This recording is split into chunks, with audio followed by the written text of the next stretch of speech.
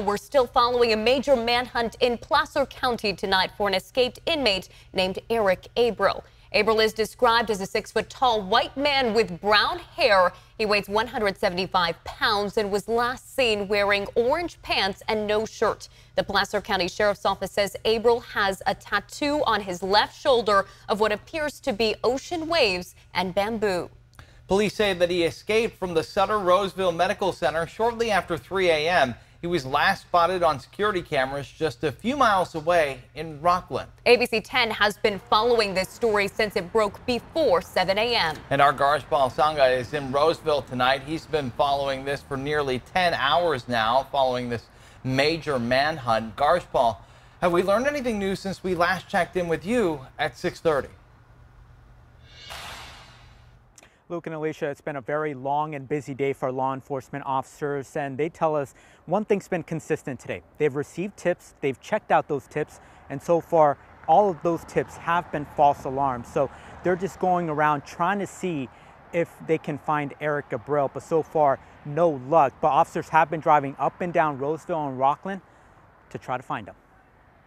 Tonight, a manhunt for a murder suspect has two cities on edge. This amount of police activity this early on Sunday was really surprising. Large law enforcement presence on the ground and in the air in Roseville and Rocklin in an effort to catch Eric Abril, the man accused of killing a person during a hostage situation in Roseville's Mahaney Park in early April. A woman and a CHP officers were also wounded. We consider Abril a very dangerous fugitive.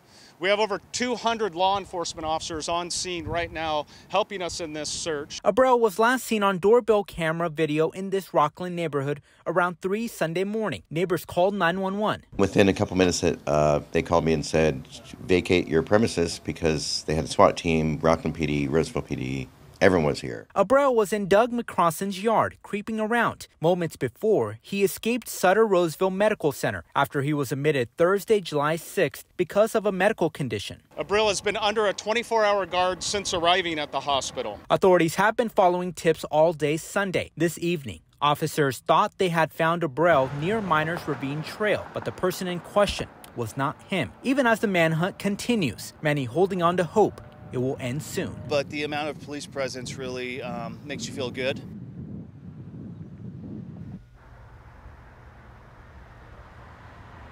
Now, Garshpal, you told us there's more than 200 officers involved in this search tonight, and we don't expect that to change until he's found. And the last sightings that we have of Abril have come on these Ring doorbell videos, really chilling video of him walking casually through people's yards. Garshpal, does the police have a message for the public that they want to know right now? Yeah, Luke and Alicia, police just want the public to continue to send in those tips. They think that's their best option to try to find Abril, to send in those tips so they can go into these neighborhoods. If you see anything odd, if you see something, say something, but police have said that they're not going to scale down this operation anytime soon.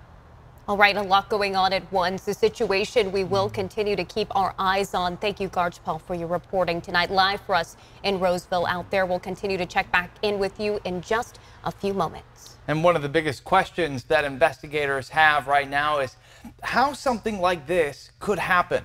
A potentially dangerous inmate given the chance to escape while he was at the hospital. We know Abril was admitted into the hospital back on Thursday.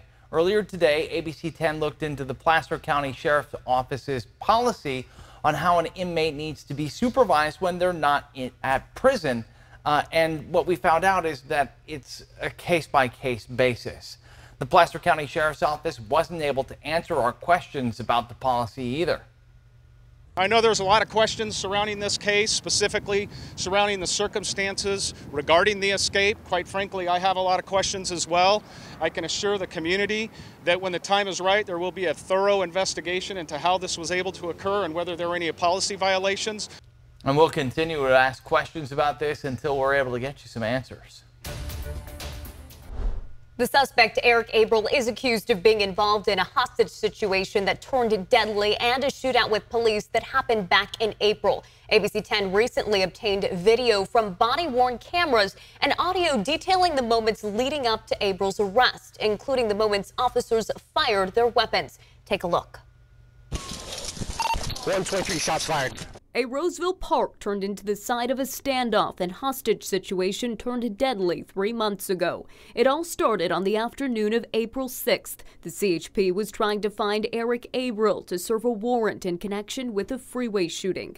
Police say a CHP task force officer reported shots fired and a CHP officer was hit.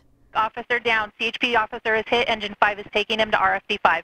Roseville police officers responded to the scene near Mahaney Park and saw Abril, who they say was carrying a gun, and ran from officers. He's down in the creek around by him with some dogs by those trees. I took 2 shots at him right now and he's pointing weapons at you. FYI. Police say Abril then took 2 people hostage, later identified as husband and wife James and Patricia McEgan. Police say Abril then got into a shootout with officers. Right here, right here, right here. Move. Video obtained by ABC 10 shows law enforcement in tactical positions in a field. Where's he at? I can't see him. If you have him, you can take a shot too. The video also shows officers firing their weapons at the suspect from a distance.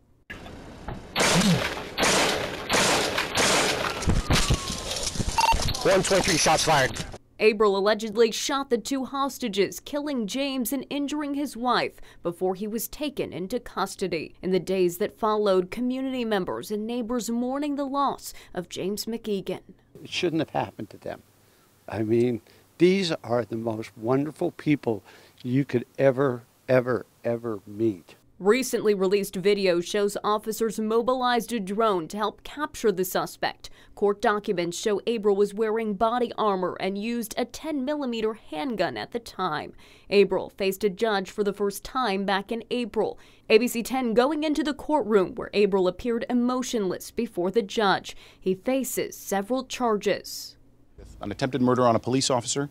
He's charged with the kidnapping of one of the victims. He's charged with a murder of another victim and with an allegation that that murder occurred during the course of a kidnapping.